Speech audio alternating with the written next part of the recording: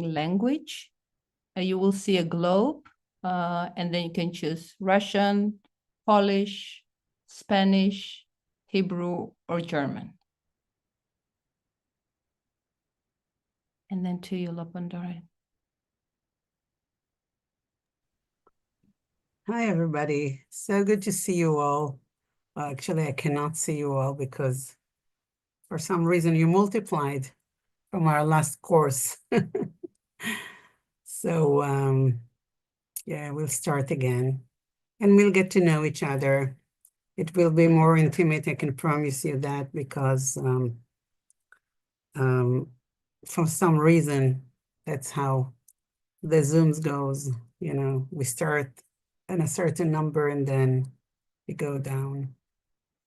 And also, I want you to know that all the teachings will be recorded and it will be on the YouTube channel, so you can always go there. Some technical issues. I just want to say thank you to all the translators because they're doing a great job. So this is a good opportunity to ask you, please support the translators. They're working very hard. You know, everybody is volunteering here, so please support them.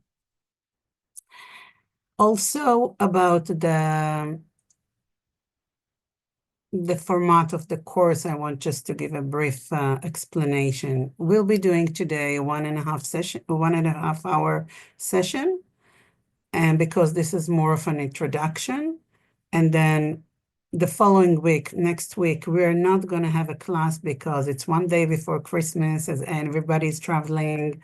And this is a good opportunity to wish everybody a happy Christmas and happy holidays, whatever you're celebrating. And we will resume the week afterwards on I think it's the 30th.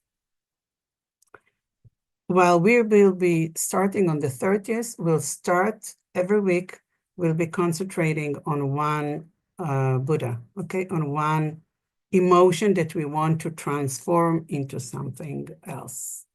So this is going to be the format of the course. While we'll be concluding the course, which will take either 7 or 8 consecutive meetings, we'll start a practice group. And I think that during the practice group, you will have much more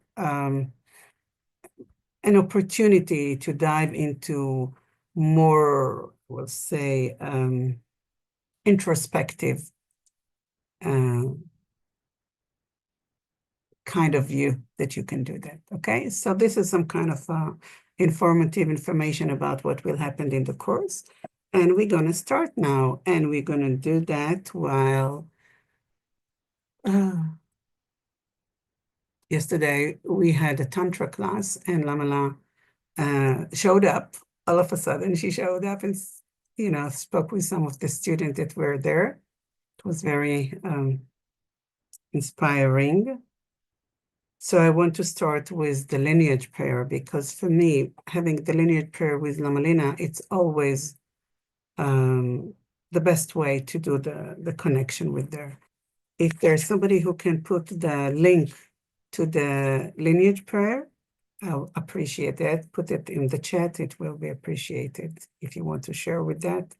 If you know how to do it, go ahead. If you don't, you will learn by time. So just imagine to yourself the lineage that you think you're part of it. I guess most of you are tantrikas. So you do have a lineage, you do have a teacher, you do have somebody who will teach you, or you have a very strong connection with. Just imagine them, open your heart. And if you know the prayer, just do that. If you don't, just listen. Chöku'i kundo zango bagombo doje sembake rab doje dang, chere singi badu singlabde, dedang matsu tsamchate susumchi, zokchen jupelamala solwa, ogen pe majunila solwa. Doje chang chetiro raudang, mapa milagong potso tsapa, napupadang palden ruparaso, Kagiu lama lama la sowa de. Rekun kagiu nama la sowa de. Gelug nama nama la sowa de. Lama lina nama na sowa de. Bakın düzeng daryame pa, gonger abdoje shink trak pa, jite dang nisume pai, palamanum cheten, interchom.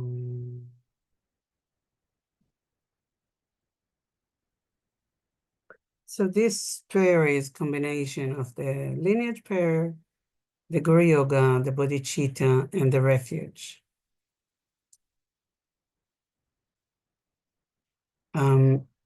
For some reason, I see myself, I don't see that. I can see everybody. So if it's okay, it's okay. Okay. So just want to make sure.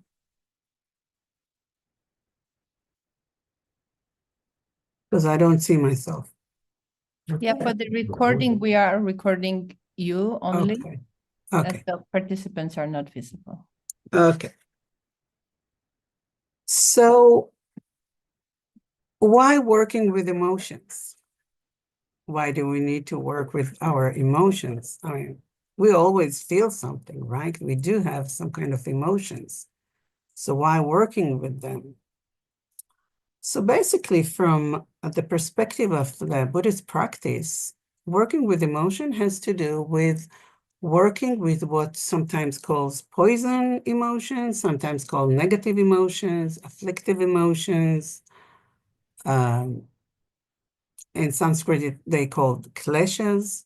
So basically, it's not working with all the emotions, it's working with those who are afflicting our mind. Because if you want to be happy, afflicted emotion always capture the mind and we are not happy. So how can we be enlightened if we are not happy, if we are captured by those afflictive emotions?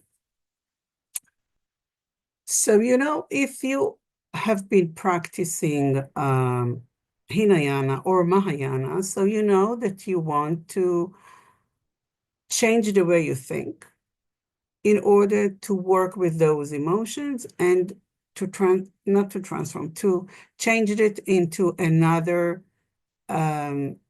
feelings or being in a more calm mind or something like that. Okay, this is most of the practicing that we are doing in Hinayana and Mahayana, but in Tantrayana it's different.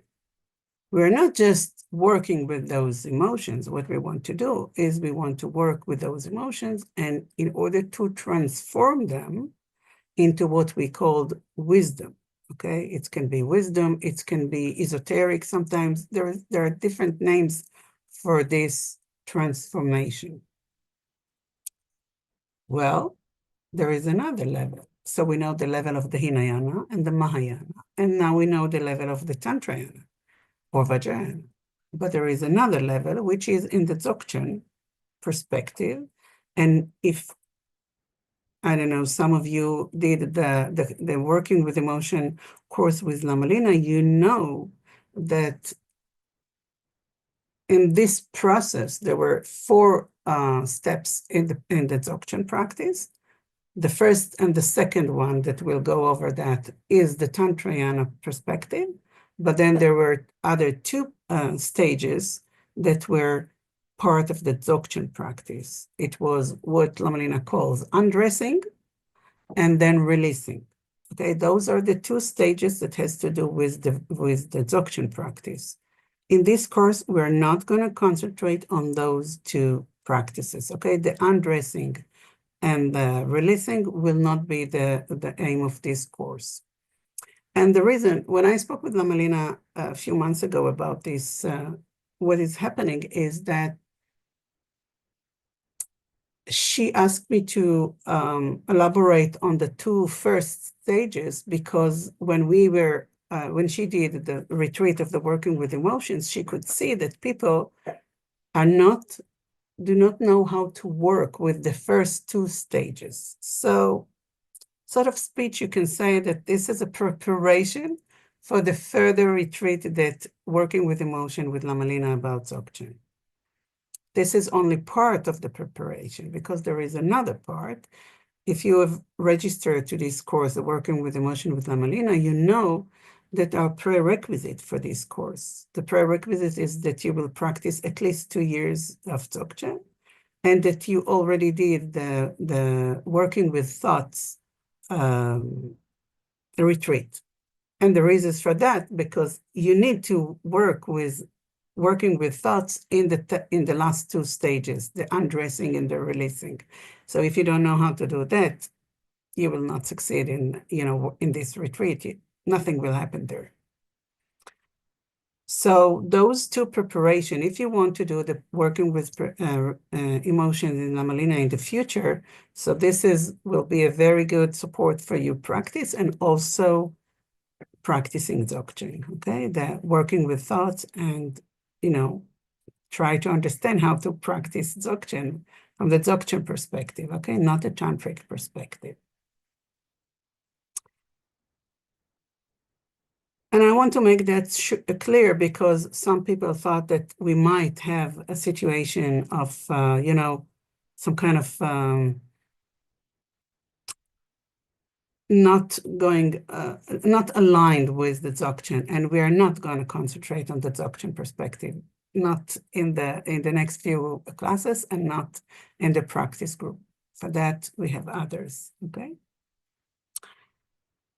So, working with emotion in the tantric perspective, we're using a tool. Actually, what happens with the emotion is that there is a misperception, of causing us in our world to characterize everything, all phenomena and everything that happens to us, into actually some kind of dualism, that me and the other world. The other world can be another person, another creature, or the world, okay? I mean, something that sometimes we call phenomena. So this binary self and others create a situation, a misperception, that it's the basis for the three, what we call them, types of feelings, okay? The first one is always the desire. Sometimes we call it desire, that we are grabbing, we are pulling, we want something to get closer. We want everything, the something that we grab and we are desire. The other emotion is the wanting, the pushing away, okay? Wanting it to go away, something that we call aversion, sometimes we call it hatred.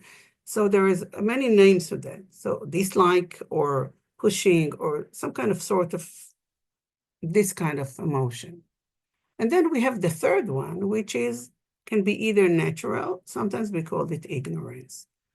So you see that from the two of deviation of myself and others, we create the three of desire, grabbing, and dislike, and the ignorance. And then we have the development of those three main feelings or emotions into what we call the 5 characterized emotions that we are working. As I told you before, it can be either called poison or afflictive emotion or distorted emotions. All those names, we'll call them clashes, okay? Because this is the nice word that we use in Sanskrit. But it's not 5. Actually, there are 51. In the Abhidhamma Kosha, when we dive into those interwoven feelings and emotions, we find that there are 51. And if you elaborate on that and dive into that, what you see is that actually they are developed into 84,000. So for the sake of, I don't know, some kind of convenient, I will say, okay, we divide them into 5. But you will see down the road that they are not staying as 5, okay? Even if we call, I don't know, jealousy, for example, which is one of the 5, you will find out that there are very many nuances with regard to this jealousy. It can be either competition, it can be envy, it can be a lot of issues that we'll work with. But they're all made, mind-made. What I'm saying here is that it was created. Actually, it was created in the 8th century. I don't know if you know that the Dhyani Buddha was a man-made by the 8th century in order to create a tool to people to work with their emotions. So it was called at the beginning, it was called the mandala. Okay? What is this mandala? The mandala that was created in the 8th century with the 5 Buddhas. We'll talk about more about the Buddhas in a few more minutes. So when I did my research about the mandala, which is an amazing subject by itself, you know, so I find so many beautiful images that I want to share with you. But before we'll do that, I want to give you some kind of a perspective about this, what we call tool, okay? So just remember, if you attended my previous classes, you know, Tantra is a tool. Actually, it's a box full with tools, okay? And each one of the tools, the Tantra has been developed into it. There is a goal for that. There is an aim for that. Why we're using this specific tool? Well, something very interesting happened here. So, so the 5 Dhyani Buddhas mandala is a tool. But this tool works in 3 levels, like everything in Tantra: the outer, the inner, and the secret. In this course, most of it will be dedicated to the outer and inner. We will not go into the secret part of the working with the 5 Dhyanis Buddhas and working with the mandala. There will be some hints now with the presentation I'm going to give you, but if you want more information about that, I think that I gave the information in the last course that we did, the psychology of Tantra. I think it was the last class, which I don't remember if it was number 5 or 6. I don't remember. So if you want more information about the secret part, how we work with the Buddhas, the deities, whatever, and in the secret part, there was hint there. Okay, I'm not going to dive into it in this course. We'll be focusing on the outer and inner levels of how to work with the 5 Dhyanis Buddhas or 5 families of Buddhas. So without any further ado, I want to share with you the presentation because I want you to see what does it mean to work with the mandala from the perspective of the subconsciousness. Remember, we already discussed that in previous classes. Tantra works in the conscious level and in the unconsciousness level. The unconsciousness level always work with colors, symbolism, a lot of information that does not need to go through the logic, although we work with logic, but not only logic, but also working with something that goes into the unconsciousness and works there in a different way. So I'm going to put the presentation now. Try to see how it affects you. Okay, try to see what do you feel when you see the images that I'm going to present to you. I hope that I'm going to share now the right way.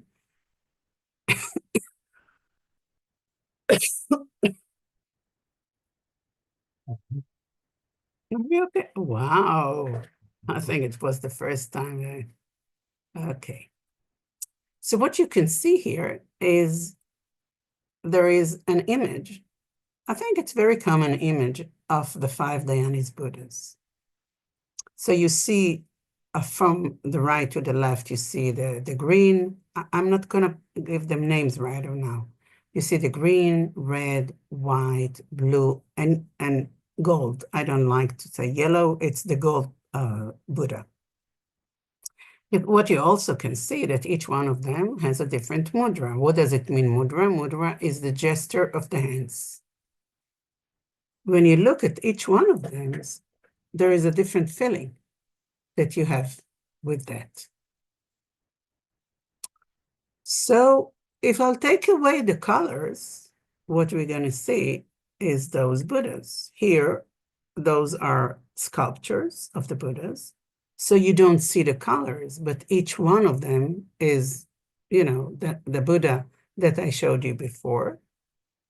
And what you see here is their mudras, but they look the same. So you see what is the influence of the colors with regard to those Buddhas, and what do you see here when there are no colors? So you see the difference, right? So, but there are still the five Buddhas families.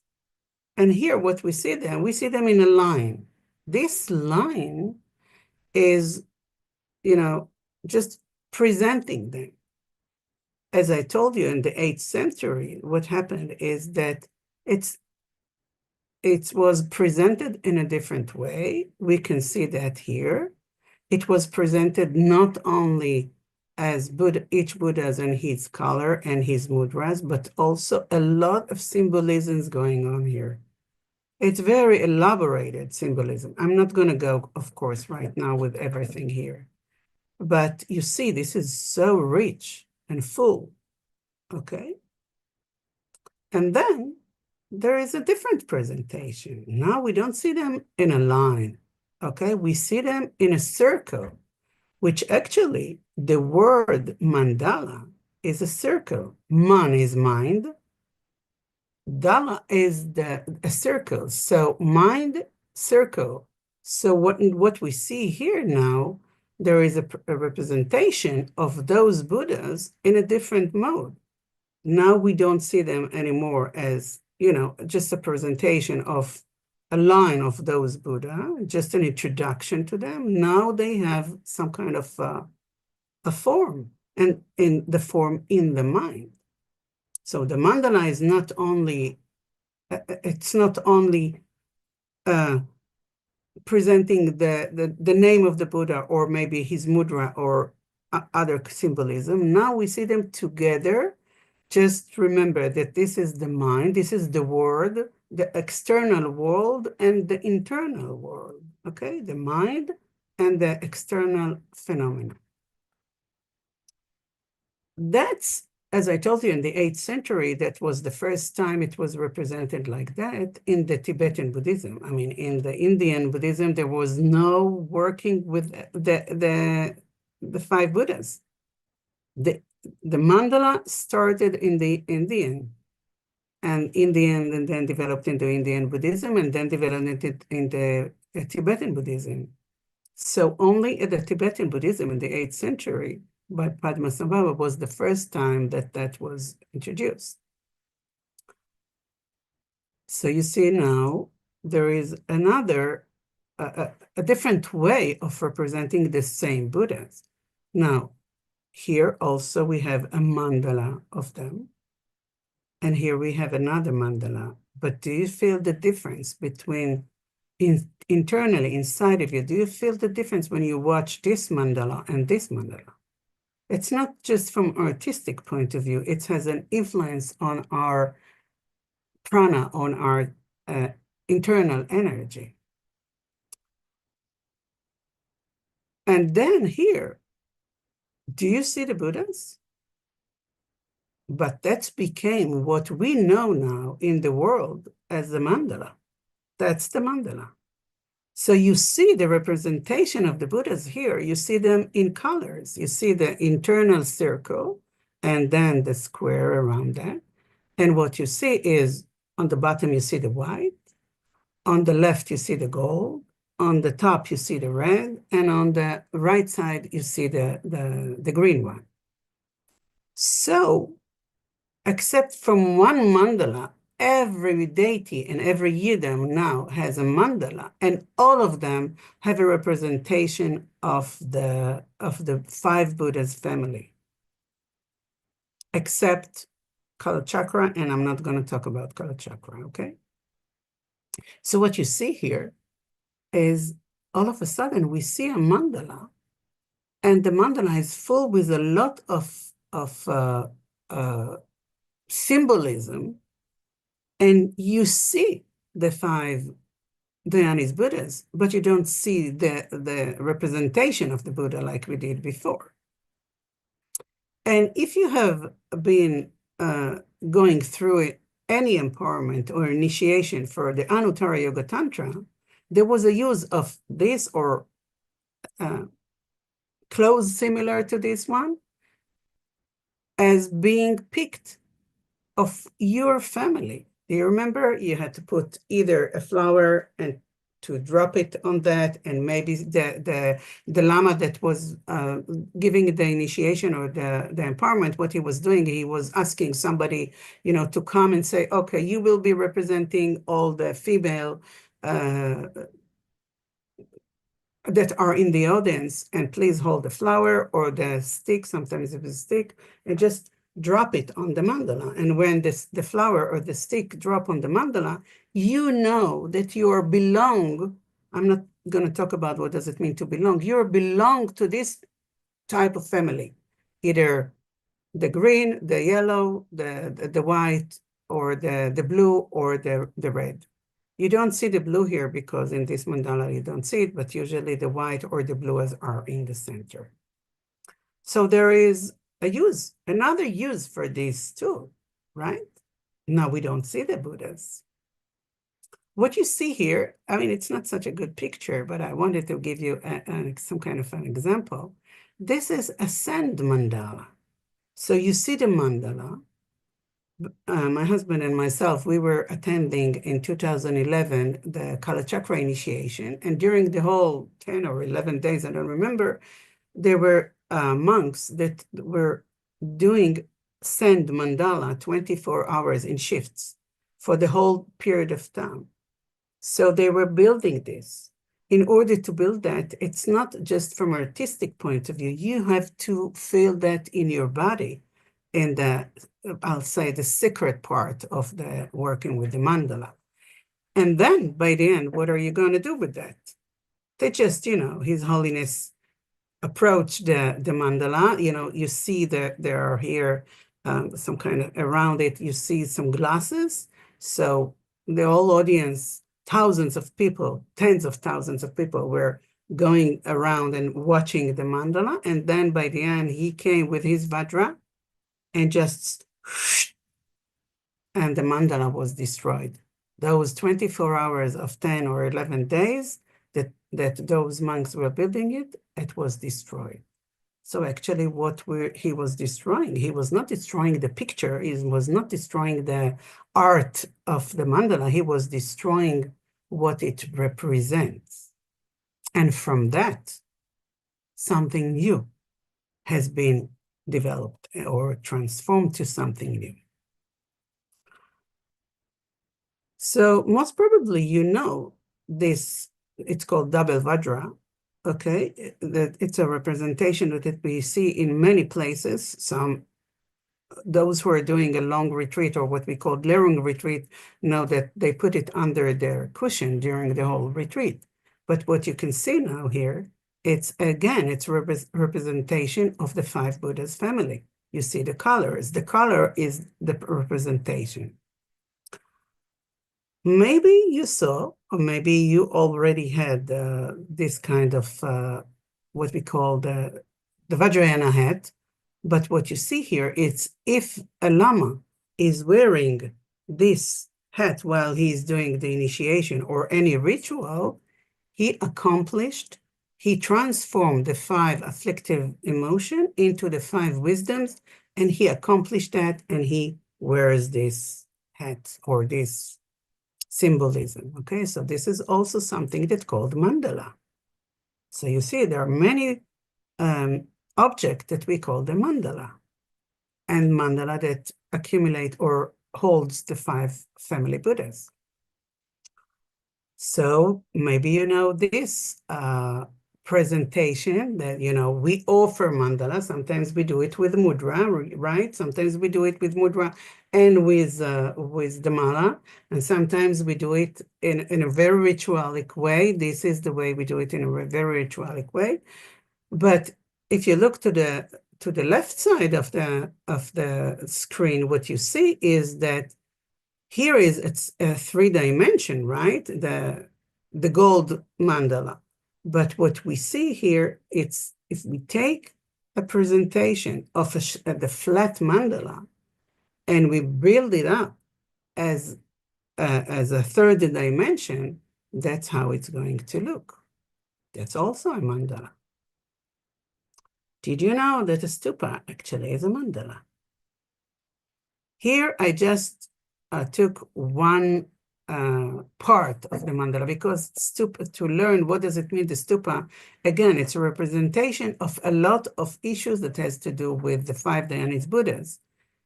Here it's on the right side, what you can see, it's the 4 elements or the 5 elements, as Srinata, wind, fire, water, and earth. And what you see on the left side is a representation of so many symbols. So when you look at that and you know what it contains, it's not just looking at a nice building or nice architecture or a very beautiful object that has a very strong influence on our being. And that's why all over the world, lamas are building stupas, because they know what is the representation of that. Now we are going into a totally different mandala. This is, so we were talking about, here is the external mandalas. And when we will work on the internal mandalas, either with the emotions or with the elements, it will be internal mandala. Okay, so there is external and internal mandala. Here is the secret mandala. And here we are going to work. We are not going to do it in this course, but if you're working with Anuttara Yoga Tantra initiations and sadhanas and practices, so you start to work with the secret mandala. This is a representation of the secret mandala. This specifically is in the Vajrayogini practice, but in each one of the mandalas, each one of the sadhanas and yidams of Anuttara Yoga Tantra, you have the secret mandala. Here is again as a representation of the secret mandala. You can see you're working with the body. Sometimes you hear the word body mandala. That's exactly what we're talking about. This is the body mandala. Here you can see another way how to work with the body mandala. You might know that. Here is another way. See how elaborated is that, right? How you work with all the Buddhas in the body, which is the secret part of how to work with the body mandala. Another one, very elaborated, working with the body mandala. Here, you might know that from the completion stages of the 6 yogas of Naropa. So this is how to work with the body from the external part, but you work in the internal, the 6 yogas of Naropas, starting with the Tumu, up to the Poa, and the transfer of the consciousness to maybe to another body or to another pure realm. So in order to work with the body mandala, first we need to know how to work with the hollow body, we call that, or the Vajra body, and then with the syllable. Okay, we will work in the internal with the syllable like it's here. This is the Hari, but we will work, each Buddha has a different seed syllable. Here is the Ri. Okay. Now, what you see here, I'm not going to go over all the information that it's here. We're going to do it every week. We're going to dive into one of the deities or one of the Buddhas. But what you see on the left side is the name of the Buddhas. What is the family that they are part of? What is the symbol that represents that family that they're part of? What is the mudra that they're holding? Mudra is the gesture with the hands. In which direction in the mandala they are standing, and there is a reason why they're standing here or there. Who is the bodhisattva that represent them, meaning what is deity you're working with? What are the syllable, the seed syllable that we will be working with each one of them? Who are their consort? You didn't see the consort. Consort is their female Dhyani Buddha. Okay, so she is their consort. You didn't see it here. We will see it in a different way in the future. Which are the vehicle they're riding on? There is a reason why they're riding on this vehicle.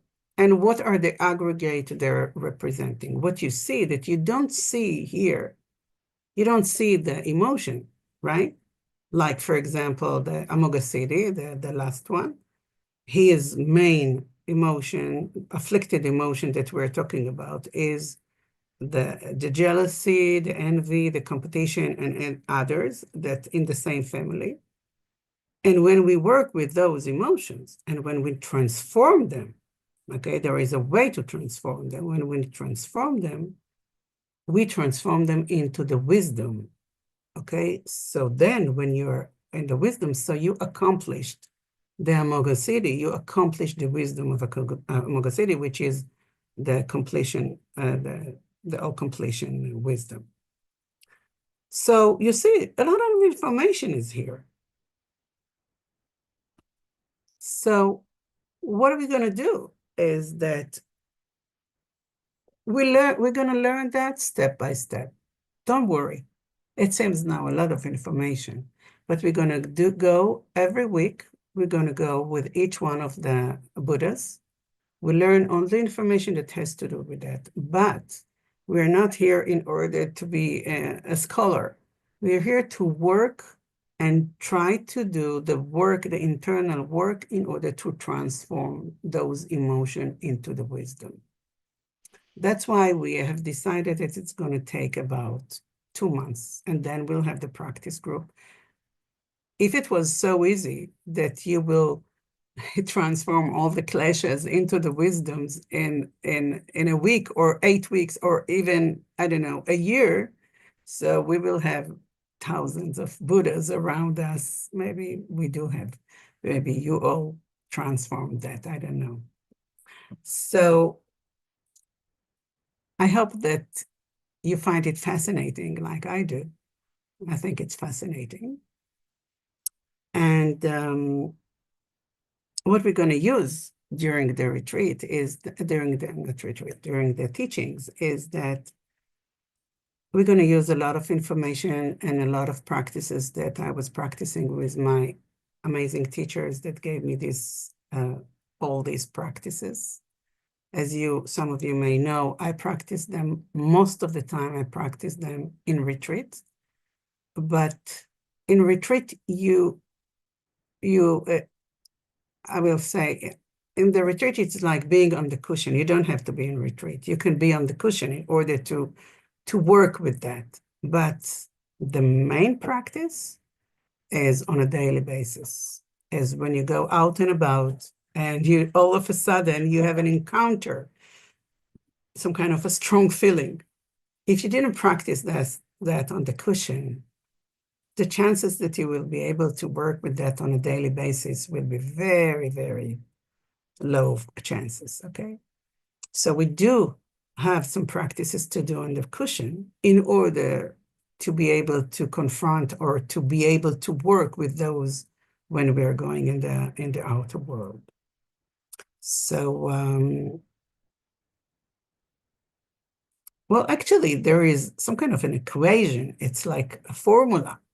You know, when you have this emotion, and you have to recognize the emotion. because if you don't recognize the emotion, there is no way how you're going to work with that, right?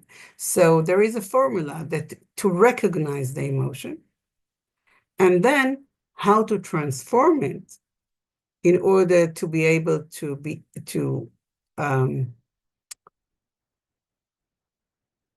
well, before the part of the wisdom, there is a part that we are working with that and we see how the transformation takes place. Okay? And it's fascinating, actually. I think it's something that we all want to do in our life, you know. I remember when as I told you, I did most of the work I did in my retreats. So I worked with each one of the emotions in a retreat. And sometimes when you are in retreat, you know, solitary retreat, silent solitary retreat, there are no people around you. I mean, you're only you and your mind, nothing else, okay? And it was amazing to see how the emotions and how the feelings and how the thoughts comes up and down. And there is nothing that, you know, that triggered them. There is no external trigger. But when you have the tool and you have the system, how to watch them and how to work with them, eventually, when you go out from this retreat, you go around in the world and you see, you're working with the same tool, you see how it works. And you say to yourself, why they don't teach that at school? Because it could release and reduce so much suffering in the world, because where is our suffering lies? The suffering lies in between, you know, in the afflicted emotion that we feel. When we have jealousy, at the same time, we cannot have love or compassion. Jealousy, jealousy. When we have hatred, hatred is hatred. You cannot have bodhicitta or love or compassion or wisdom when you are fully immersed with the hatred, or when you have the I don't know, the fear. How many of us have fears? Do we know how to work with this except for going to the, I don't know, to the Brintalix or whatever the SSR that you're taking? I'm not talking about small fears. I'm talking about really anxiety. So I guess that many of you know that I'm working as a psychotherapist, and I can see working with my clients how it works. You know, I'm not giving them the 5 Dhyani Buddhas. That's not what I'm doing. But I work with them in a different way. And it's, I could say that it's some kind of protocol that can give them the opportunity to work on their afflictive emotions. Okay, it's amazing to see how it affects people, you know, in the world. So I don't know why they don't teach that at school. So Lamalina created a school. So I'll teach you and you will go and teach it to others. Okay, so this is a great opportunity for me to say that I want to say thank you to my teachers, you know, all the teachers that I have received these teachings, okay? And not only receive these teachings, but also put them into practice. And not only put it into practice, but also trying to bring it to the world and help everybody to have those tools in order for us to, we'll say, get enlightened, but it's even to feel happy, you know, feeling happy. Happiness is not, you know, a bad word. We want to have happiness. So I want to recommend, you know, as I said, I studied that with Lama Zopa Rinpoche, I studied that with Geshe Michael, I studied that with many other teachers. I studied that, of course, with Lama Lina, and with Lama Glenn Mullen, with Lama Jampa, and Lama Elaine Jackson, and Lama Paula Chichester, and many other teachers, okay, all my beautiful teachers.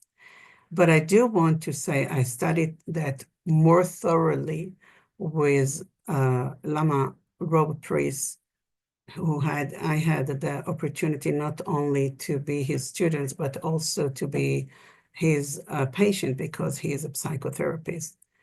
and he is a tantrika, so it was very easy to work with the tools that a tantra provide us. So Lama Rob Priest is an amazing teacher, and I do recommend that you go and study with him and also read his books. And for this specific course, we will work not only, but with two major books, okay? The first one is the Mandala and Visions of Wholeness. This is by Rob Priest, okay? So you can have that. The other one, which is a very, very old book, it's, when I say old, it's really old. Actually, I was very surprised to see when it was published. It was published in 1961. That's the year I was born, so you now know how old I am. And this is the Mandala by Giuseppe Tutsi. Well, he was the first one. This is translated from Italian. He was Italian. It's an amazing book. He was doing a lot of research about that, and he gave a lot of information here. So those two books. Now, I do want to say something about other practices that has to do with working with the affliction and working with emotion and working with the 5 Dhyani Buddhas. As I told you, working with the Dhyani Buddhas, here we will concentrate mainly on working with the male Buddhas.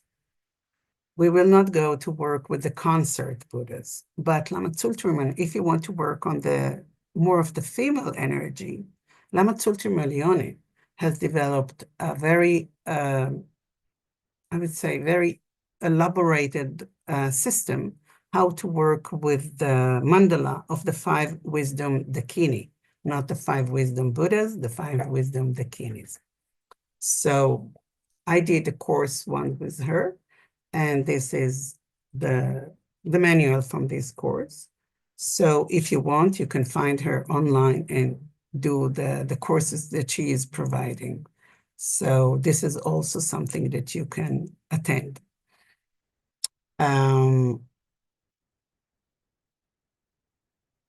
There is another way to work on working with emotions, which requires more personal attending. We cannot do that on Zoom. It's working with embodying the energy. If you remember when we spoke in the psychology of Tantra, we said that we are working with 3 levels, right? Dharmakaya, Sambhogakaya, and Nirmanakaya. Nirmanakaya is the external.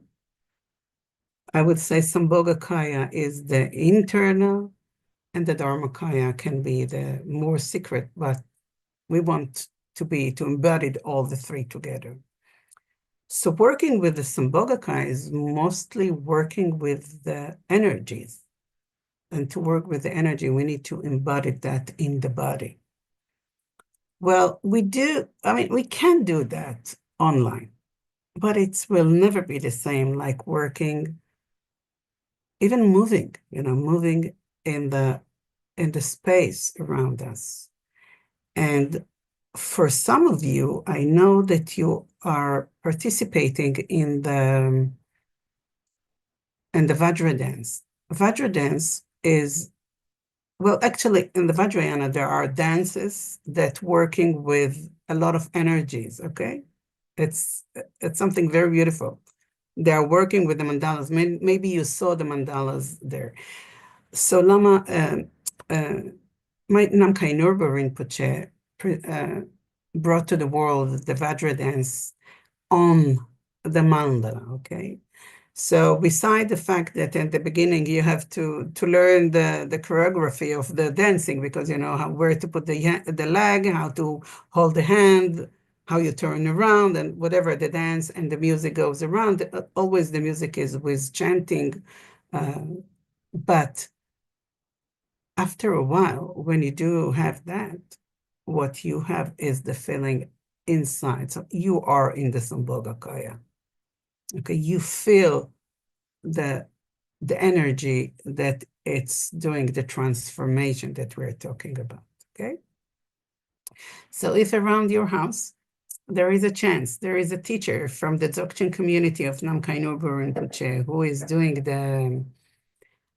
who is teaching the Vajra dance. I do recommend to go and do that if you're drawn to that, okay? This is one of my practices and I love that. And actually we are going to have a seminar on January, I think 20 something in January here in Israel. You are most welcome if you want to come to Israel to this 3 days seminar. You're welcome. If you have it around your house, you're welcome. Okay, I'm not teaching that.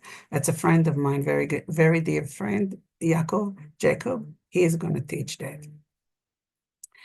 So mainly what I want you to know that you see that when we talk about the mandala and we talk about the transformation of the kleshas into wisdom, there are so many tools, okay? And we are going to use some of the tools, okay? Before I'll open that to questions, I just want to give a little bit more of the information. Again, not to do the whole presentation now, because to each one of the Buddhas, we will give a lot of information because I want you to have the feeling, what does it mean to work with this Buddha? Then you'll have the tool how to do that, and then you'll go, and during the week, you will be able to work with this tool with the practice, and then we'll be able to see what's came up.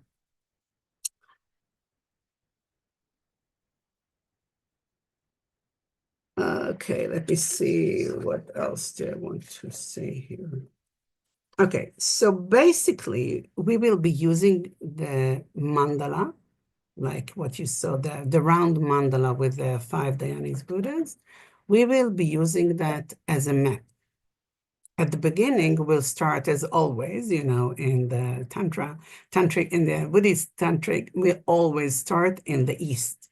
East is always, in the mandala, is always down. So we will start with the white, okay? Because this is what goes down in the white.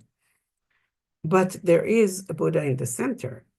And I just want to say right now, because you will say, but I studied that with this teacher and I practiced this with this deity and in this initiation, and that there are differences between the central deity, the central Buddha in the central mandala, okay? Sometimes it's blue, sometimes it's white, sometimes it's Akshavya, sometimes it's Vairocana. It doesn't matter because you will need to have your map, okay? We want that you will learn your map. If you'll put Akshavya in the middle or you'll put Vairocana in the middle, it's up to you. It's a map. It's a man-made map. Do you understand what I'm saying? It's a man-made. So don't worry about that. Okay? Don't worry. So we will have one Buddha in the center, and then we'll have 4 Buddhas around, but we will work with each one of them, okay? We will learn how to work with they teach us, it's not us, they teach us how to work with the disturbing emotions. We want to recognize the emotion, and we don't want to repress the emotion. We don't want to flick it away. We don't want to ignore the emotion. We want to work with the emotion, because if we are used to repress the emotion, we cannot transform something that is not there, right? It's always, I always give this example because I like this example. It's like nowadays we all have computers, right? In the computer, you have a software which is antivirus, right? So assuming that the disturbing emotion is some kind of a virus, okay? If you don't know how to identify that, you have this software that works for you. You just installed it. Maybe you pay a few dollars, I don't know. And then what happens, it's when this virus, this disturbing emotion comes up, you don't even recognize that somebody is working on that and you don't have virus on your computer. Now, what happens in our life if this antivirus doesn't work well, or it doesn't know how to recognize those viruses? That's a disaster because all our life is in the computer, right? The computer or our iPhone or whatever, your cell phone. So all of a sudden, something happens because the antivirus didn't work. Unfortunately, that's what happens in our life. That's what happens in our life. I think that every one of you had the opportunity to have some kind of a strong, very strong afflicted emotion, either anger, fear, jealousy, hatred, all those emotions. When you had this stormy, afflicted emotion, the antivirus didn't work. Do you understand that? So how to operate that? How to operate this antivirus? How to have the opportunity? I don't want to pay, I cannot pay somebody to go out and about in the world for me. I'm the one who is living there. Sorry. I'm the one who lives out here, and I cannot pay anybody to go out and live my life for me. It's either with our parents, it's either with our spouses, it's either with our children, with our friends, with our bosses, with our colleagues. All those emotions are there. The antivirus doesn't work when somebody is pushing my button. Well, I guess maybe you have that antivirus. If you do, please just send it to us. All of us, we want to have that, okay? But if you don't, we have to develop that. That's what we're going to do, okay? That's what we're going to do. And again, this is going to be a tantric perspective and not a Dzogchen perspective. If you do have the Dzogchen perspective and it works for you, you don't need to be in this course, okay? Just go and do whatever working with emotion that you already learned from Lamalina or from other teachers from Dzogchen perspective. So I just want to emphasize that. So again, we will work on two levels, on the conscious level and the unconscious level. The unconscious level, I will not tell you, oh, now we're working on the unconsciousness, okay? It's exactly like you do not know that what is happening now, that the antivirus is working because some virus attacking my computer. I don't know. The unconsciousness, that's the way it works, okay? And that's work with the symbolism. So we will work a lot with symbolism. Okay, we will give information about what's happening with the symbolism, but you don't know how it's going to work. You don't know how the antivirus in your computer is working, right? So to trust the process is really something that we need to work on that. So we will get the transformation formula for each one of the Buddhas, okay? And you will have to practice this. Without practice, there will be no change. So let me see if there is another thing that I want to say here.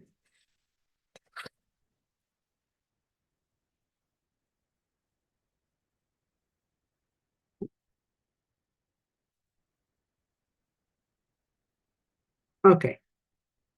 I wanted to talk a little bit about the process, okay? The process, again, I'm not going to dive into each one of the Buddha's old symbolism and formulas. That we'll do each week, okay? In each one of the afflicted emotion that attached to this specific Dhyani Buddha. So the process is mainly, again, I like to call it simulator, okay? If you want to be a very good, I don't know, pilot, you have to work a lot in the simulator. You cannot go up in the air and try to to fly a plane. I mean, that's not going to work, right? Well, it might work, but it might not work. So you're going to crash. So we're going to use our cushion as our simulator. Okay. So in order to do that, we're not gonna go only for the memory. Those of you who did the working with emotion with La Molina knows you go on the cushion and then you try to recall, try to remember a very strong emotion that you had in a situation that you did with somebody. The emotion can be one of those, one of the 5 strong emotions. And then when you have this emotion, you have the formula how to work with that in the Dzogchen perspective. Now we're going to have the formula for the Tantric perspective. But what happens is most of the people, when they sit on the cushion, and we saw that in so many retreats, they're trying to bring the situation, and it doesn't work. Why it doesn't work? Let's say that I had a very strong argument with my husband last week, okay? And I'm trying to remember this argument now, this very strong fight that we had, okay? And I got very angry, and he was very angry, and he said that, and I said that, and all of a sudden there is a situation. What happened when we're trying to do this recall, to bring up this memory? It's totally different than doing that at the same day that my husband got me very angry. Well, excuse me, my husband sits here besides me, and usually he doesn't bring me to be very angry because I don't know why. Anyhow, he's laughing. What happens when you want to do it on the same day? It's not a recall. I mean, yeah, at the evening, I'll still recall, I'll still bring a memory of what happened during the day. If I had the chance to go right away to my cushion, I will do that, okay?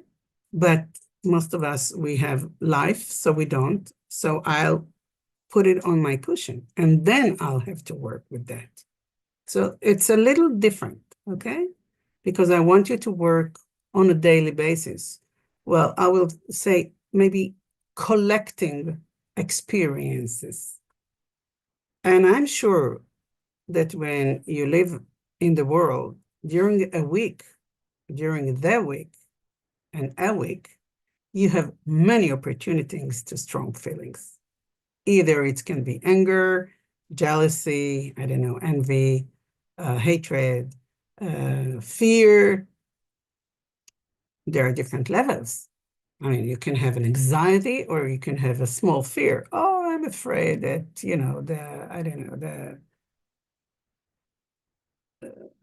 I will not have, that they're going to fire me, okay?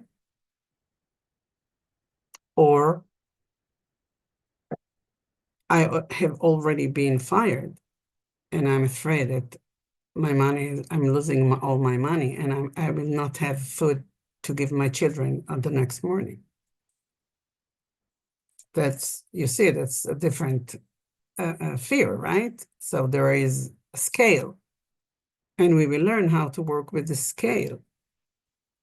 Again, otherwise we will not be able, if we will not hold the feeling, we will not be able to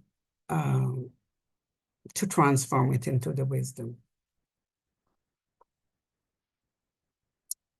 And it's very interesting because, back then, when the lamas gave those practices to their students, they were asked to go to the retreat. The retreat was made mainly in the caves. So whom they're going to be there? What are the triggers that's going to happen? No people, not so much, bothering around with the maybe weather. Oh, maybe, dangerous animals. If you're a student of La Molina, you know that she has a story that she was doing one of the retreats up and about, and there was a guy that there was a creature that came and tried to rape her again and again. And she went to her teacher and said, what should I do about that? If I don't know, I don't recognize this creature, what is it? If it's a, uh, if it's some kind of an evil demon, I'll know how to deal with it with tantric practices. But if it's, a man, I have to deal with it with a different way. And Wangdo Rinpoche never told her what it is. So I will not give you the end of the story. If you want, you can listen to her telling that. But eventually, everything is mind made. Everything, either on the cushion, either in the simulator, or in the cave. Well, I like to think about the cave as a simulator, okay, because it's not real, right? It's not real world, as if there is a real world that is not part of our projection from our karmic winds, which are flows in our karmic channels. This is Tantra, guys. You're going to learn how to do that. You're going to learn how to work with the karmic winds.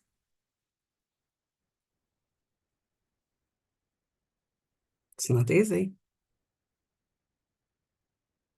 And that's why I want to meet with you every week, because I want, if you do have some kind of what Lama Lina likes to call prawns, something happens. So you can either put it on the in our WhatsApp group, which is the Vajra World, if you receive that. So you can register to that, or you can just write me an email. Don't stay in a very strong situation without support, okay? And we are gonna trigger strong emotions. Well, I'll promise you that. If there is something I can promise you that I'm gonna teach you how to trigger strong emotions. Otherwise, you will not be able to work. And if you can't trigger strong emotions, we'll see what to do about that. As you can see, trigger strong emotions. It's not a bad thing. If you have been brought in a culture that to feel strong emotion, either, family culture or other cultures, the external culture. So that, feeling strong emotion was not something that was very emphasized. On the contrary. And if you studied Buddhism and you studied Hinayana and Mahayana, most of that is that you have learned how to suppress emotion. That's not what we're gonna do. No suppressing. Okay, we're gonna bring them up. Like we like to do. Bring it on, right? Yes. That's how we're gonna deal with that. And it's gonna help you with all the practices that you do. Of course, it's gonna help you with your life, because you're gonna deal with other things, but it's gonna help you with every practice that you do. Okay. So we still have some time, so I want to open that for questions. You can ask me anything except for what is this or this Buddha and what are the characteristics of this Buddha, because that's what we're going to do in 2 weeks from now. Who is the one that's going to ask the first question? Dan, good for you. Hello, Pandora. So I guess I sort of know this from like my own practice and also from working with emotions, but like the retreat with Lama Lena. But I guess like what are the like in general sort of like safety pressure valves when like big emotions come up? Because I know like when I first started working with Tantra, like that was something that I was like kind of confused about is like because the instruction is to go to Trekcho, but like what if the emotion's just like kind of too big in the moment? Okay. And that's a very good question because well, let's say that you're not a tantrika, you're not practicing tantra, okay? What are you doing when you have a strong emotion?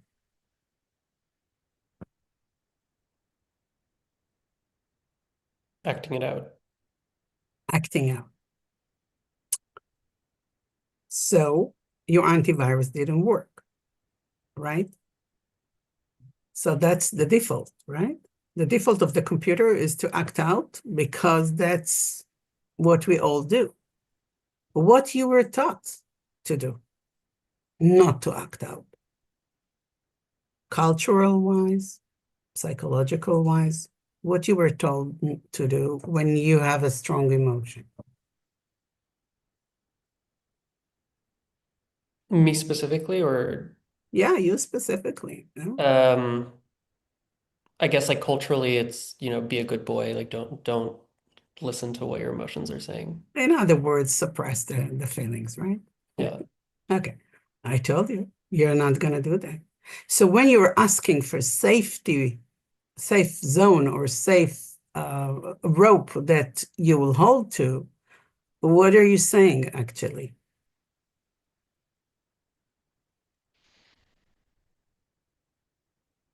Be a good boy. Go to the safe room and don't act out and don't say what you want to say and don't feel the feelings. Okay. Told you it's going to be a ride. You will have to feel the feelings. You will have tools to transform them, not to stop feeling them. Do you see the difference? Mhm. Okay. And that's a different method than the working with emotion with the Dzogchen. And yes, we do have, well, we don't want you when you get angry and hatred, and we don't want you to take the gun and shut down, everybody who is around you and kill everybody.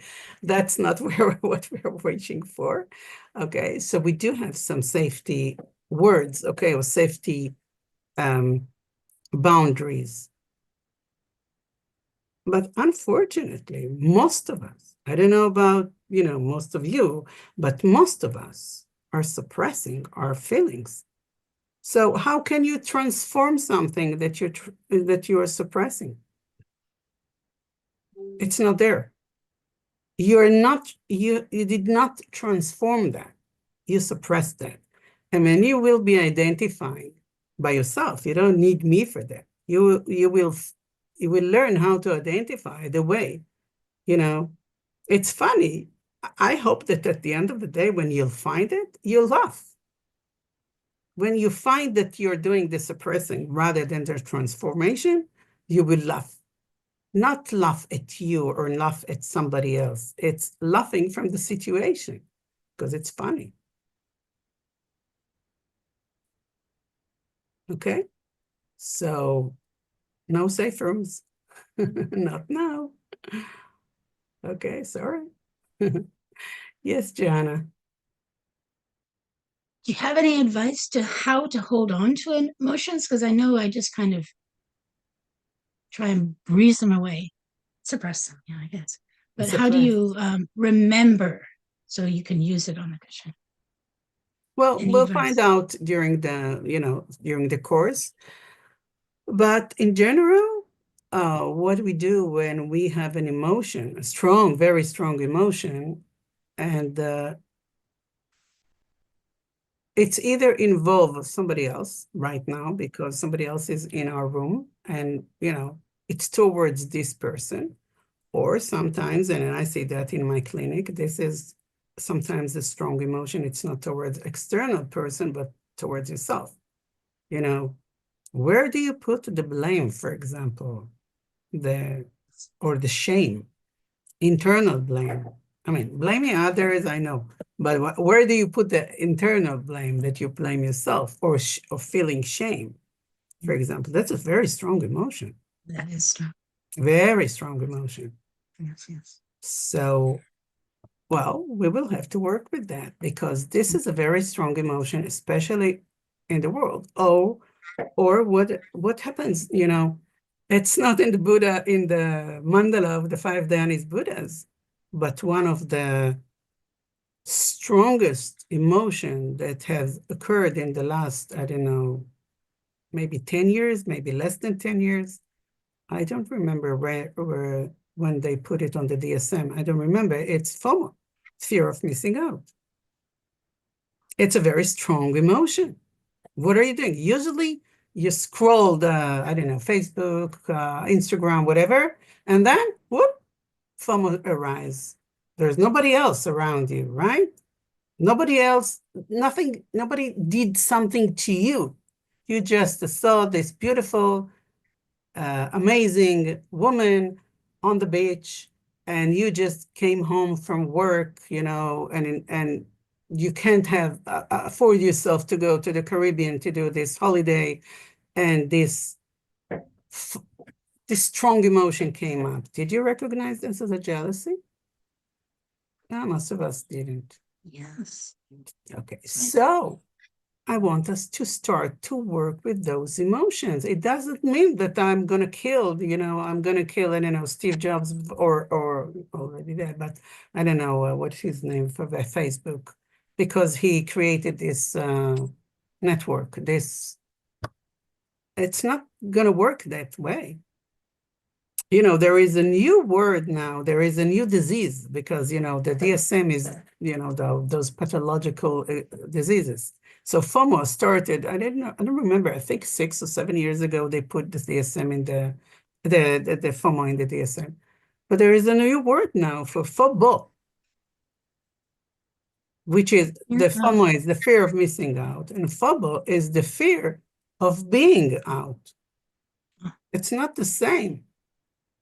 If I fear to miss something that is happening somewhere else, or I fear to be excluded for something because nobody is including me in something. Do you recognize? So do you Could shame recognize? be like aversion to yourself? Aversion to yourself is part of that? What do you think? Most of us are doing aversion to ourselves. Yeah. And most of us are having the desire to ourselves, not desire from a sexual point of view. Yeah, If I have an eating disorder, this is a desire to myself. Or if I have any of the pathological issue that has to do with image, the body image. This is a desire for myself, to the body, I want to look in a specific way. So you see, that's why I like to combine psychology with Tantra, because it's not external. It's not external. It's in the psychic. It's in the psychic. Most of us do not know how to recognize our psychic. Okay? So thank you for asking that, because this is a very good point. Okay? Okay, Jeffrey, hi. Hi, Good to see you. Good to see you too. So my question was when I'm practicing working with emotions from a Chöku'i Dzogchen perspective, and I've noticed they can liberate into the wisdoms, but then when they keep kind of opening, it seems like all of them ultimately have just become the same vital essence, like the same vital. So I was curious the benefit of resting in the five wisdom expression with like the different flavors. You don't rest in the five wisdom. So you just keep letting it keep kind of. No, you work with that. You know, Dzogchen is non-meditation, non-working. Yeah, it just kind of Really? does. But in Tantra, you do. Tantra is a doing. You need to know Tantra is a doing. So Okay? Tantra. It's not Dzogchen. If you are practicing working with emotions in a Dzogchen manner and it works for you, Mhm. great. Now, I think that everybody can benefit from the first and the second stages of the working with emotion, because most of us do not know how to recognize our emotions. We don't know. I just gave you a few examples, okay? Just scrolling in the Instagram, you know, coming back from work, I'm happy, everybody's happy. And then I don't even feel this, something happened. Oh, I saw this guy, he just, you know, he just put, I don't know, a picture hugging a very beautiful lady. And he said, oh, I'm so happy I got married. How do you feel about that? Do you recognize that all the feelings that rise up? Mhm. We don't. And then we don't know why we rush to the refrigerator to open it up and take something to eat. That's what people with the eating disorder have. Mhm. Or we just, you know, our child came and said and asked us something, and we don't know why we were very non-patient to him. We don't know, because an emotion rose up and we didn't recognize that. And we don't even, and at the beginning, you know, in order to undress, unlabel the feeling, you have to label that. Mhm. Because if there is no label, what are you going to undress, right? So those two first stages, which are tantric stages, are crucial in our life. And I can tell you that most of the time in my clinic, what I'm doing is I'm trying to help people to recognize what they feel, what are their emotions, what are their patterns, because we all of us have patterns. If we recognize them, or if we identify them or not. Okay, so all of us have patterns. So let's work with them. Okay. Beautiful. So the first two steps are recognizing and naming in this It's context. not only naming. In Tantra, it's recognizing. Recognizing. When you recognize, you're already labeling them, you're already naming them. But then there is a formula to each one of them, how to work to transform that into the wisdom. Okay, so each one has a different formula. It's a formula. It's a tool. You know how much I love Tantra because it's so practical. It's from practical point of view, it's such a practical tool. Okay. Thank you, Lupa. Not every one of us can, like Amelina calls that chikchawa, catch and being and texture and release, you know. And that's very useful also to working with pain, although pain is not a disturbing emotion. But, you know, it's very useful also working with pain. Okay. Viviana. Thank you very much, Lapandorit, for your teachings and all of this. I really appreciate it. My question is, we continue doing our regular sadhana, right, while working with this? Yes. Okay, that's it. Thank you very much. Yeah, you don't change your practice. You continue the practice that you're doing. And if you're doing dzogchen, continue dzogchen. If you're doing the tantrayana or whatever the practice that you're doing, go continue with that. Okay. I hope that you're practicing. I mean, each one of you is practicing something. If you don't, so we'll find out what can help you with that. Okay. Thank you, Vivian. Hans, this is the name, Hans? Yeah, that's right. Okay. Pleasure to be here. Thank you. Yeah, I was wondering, like, I was interested in the body mandala because a lot of times it feels like there is aversion against something, but it just manifests as, you know, tightness in the body. So, and then I'm like, okay, but what is it? You know, there's just something, you know, undefined, unpleasurable, where I'm like, okay, so, you know, how do I transform it? Sometimes it does transform without me knowing what it is, and that is, you know, at least some release is felt, you know. But sometimes I don't get there, Yeah. And then I wonder, okay, what is the story? So how So do you the go body about- mandala is something else. I mean, what you're asking is what happens when I feel a feeling in my body and I'm not recognizing what on what kind of emotions it's right? I don't have the name, I don't have the labeling. Well, most of us will find out that when we are observing our body with regard to the emotion, that's part of the process, okay? We will feel different emotions in different places in our body. That's very useful. For example, when we work with traumatic people that have a trauma, I mean, really a PTSD, a strong PTSD, usually they recognize that they are going to have a PTSD, a reaction, a post-traumatic reaction, because they learned to identify those feelings, not emotions, feelings in their body, where it always comes up, like, for example, in the stomach or in the heart or in their throat. You will find out it's mainly in the chakras places, right? And there is a reason for that. And the reason mainly goes with the chemicals that are in the glands that we have in those places, what we call chakras. So it's very useful to know that. But knowing and transforming are two different things.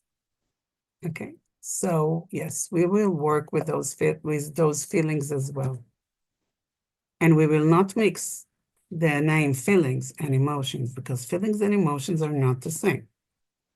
Okay, feeling mostly goes with the sensation in the body sensation, and emotions involves a lot of thoughts, a lot of words, a lot of namtok, what we call. Okay. how would you like go that way from a feeling to It's part of the formula that we will concentrate Okay. in each one of the because Perfect. each one of the Buddhas has a different feeling, a different emotion that we're working with that. I'll just give you an example, okay? Let's say that we have a fear, okay? When I have a fear, when I trigger a fear, it depends what kind of fear, but if it's not a fear that has to do with external object, but more of internal object, my fear always goes that I have like feeling that my legs are melting, okay? Other people can have the same feeling of fear, but they will feel that they have to go to the restroom because their stomach is bubbling and they have a diarrhea. So do we have a different fear? No, the fear is the fear, but the reaction is different. And we want to learn our reaction to that, okay? And then we can transform that. Yeah, I'm excited. Okay. So we'll conclude for today. I want to thank you, everybody, for being here and putting the time and the efforts to transform your mind, at least the willingness to transform your mind. I hope that everybody will have the 5 Dhyani Buddhas as a crown. As you know, in each one of the deities, you have this 5 skull cup, right? That's a representation of the 5 wisdoms, right? So I would teach each one of you, I would love to give each one of you this crown, okay, that you wear it very proudly, physically or mentally. So thank you for the time. Let's dedicate the class for the health of all our teachers. Maybe they will continue to teach us again and again and again and transform us into this life. And again, thank you for the translator. We have so many languages today. Thank you, translators. And Lela, where is she? She is here yet. Lela, she is the My Chondro, my dearest, dearest, dearest. Without her, this will never happen. Okay, so you want to thank her as well. Hey, Lela, thank you.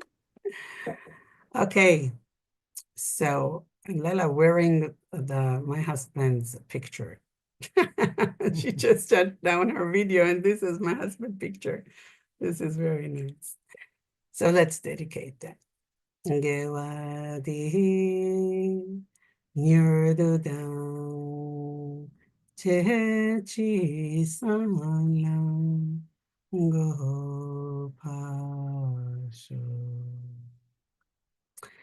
Thank you again. We will not meet next week. Have a happy holidays, happy Christmas. We will meet in 2 weeks on the 30th. So bye, guys. Thank you so much. Thank you. Bye.